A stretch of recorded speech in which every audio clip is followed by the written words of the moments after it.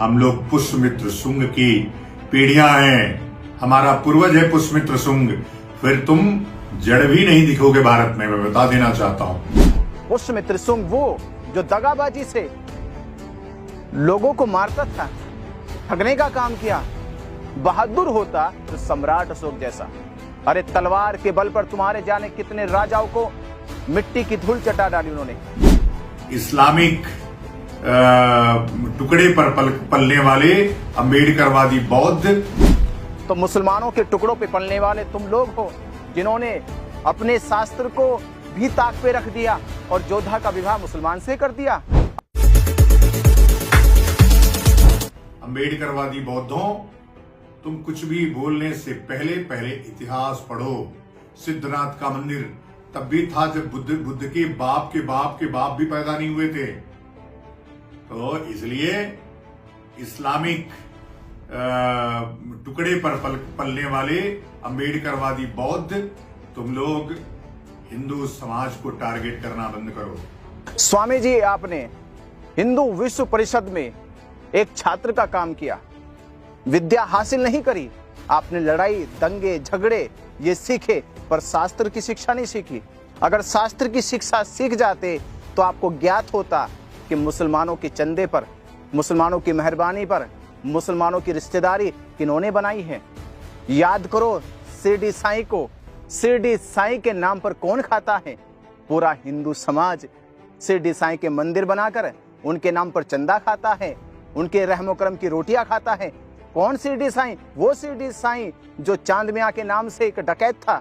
उस डकैत के नाम पर तुम लोगों ने चंदा वसूलना शुरू कर दिया, उसको भगवान बना दिया, जो कि उसका इतिहास तुम्हारे शास्त्रों में भी नहीं है। और तुम हमको कहते हो।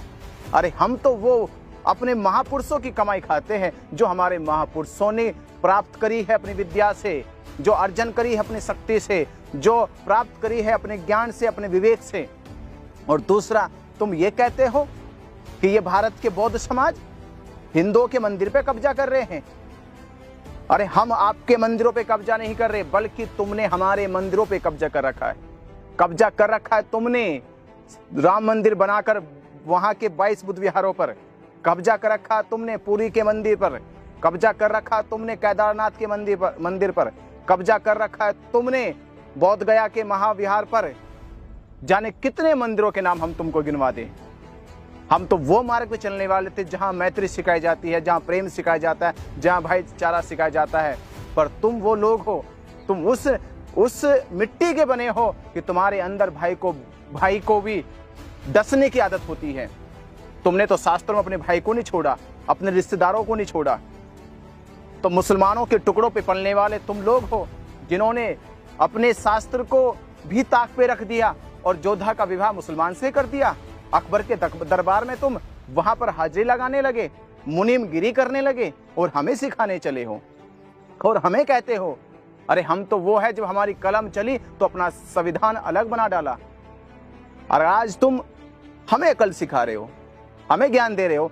ज्ञान सीखो बुद्ध से। जब बुद्ध की वाणी चली थी तो तुम्हारे सारे शास्त्र, चारों वेद, 18 उपनिषद सारे के सारे धरे के धरे रह गए थे। और बुद्ध का वो चक्र जब चला तो पूरे भारत में नहीं, पूरी दुनिया के अंदर उनकी करुणा में मैत्री शिक्षाएं लोगों तक पहुंच गई। हिंदुओं को टारगेट करना बंद करो।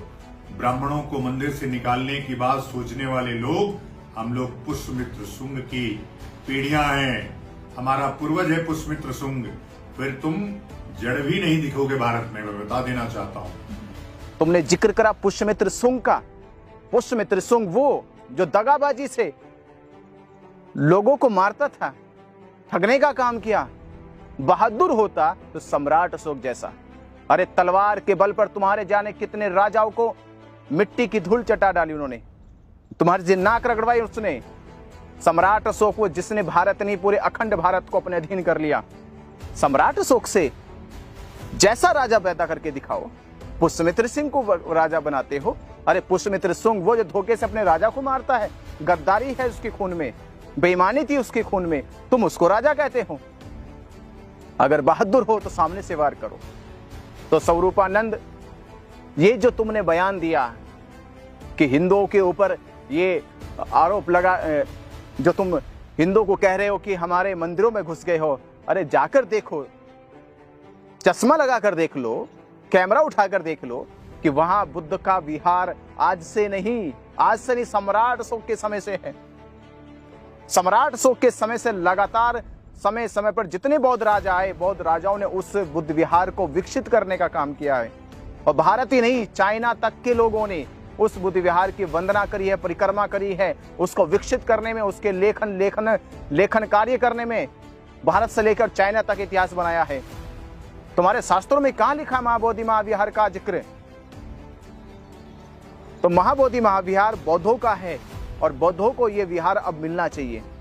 तुम अपने राम मंदिर में रहो, विष्णु मंदिर में रहो, वृंदावन के कृष्ण मंदिर में रहो। और एक बात ध्यान रखिएगा, मैं पूरे बहुजन समाज से, पूरे बौद्ध समाज से कह रहा हूं कि वो इतिहास था जब हमसे हमारे हक अधिकार छीनने के लिए हमें शिक्षा से वंचित रखा गया, हमें समाज में बोलने से रोका गया।